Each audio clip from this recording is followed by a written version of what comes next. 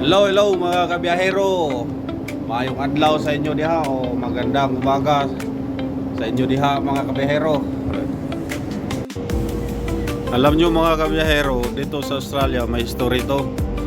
Yung mga tao dito mga kabiyahero sa Australia dati noon, galing to sa British, ginawa tong mga kulungan.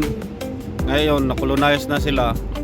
Yung mga lumang tao dito parang nasa tabi-tabi na lang. Yung mga British dito, sila ang namumuno dito ngayon. Kaya nga dumadami ang mga British. Katulad sa atin mga ita, parang nasa bundok sila ang mga tao. Yung mga mix na lahi nasa syudad or nasa city.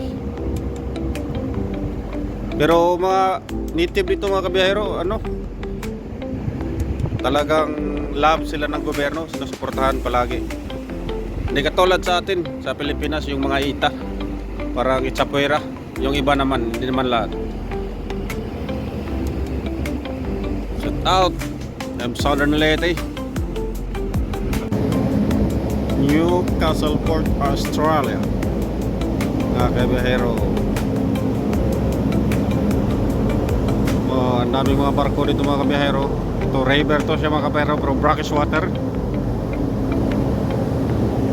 May barkong umalis mga kabiyahero. Tingnan yun mga kabiyahero. Yan, andun yung city nila mga kabiyahero.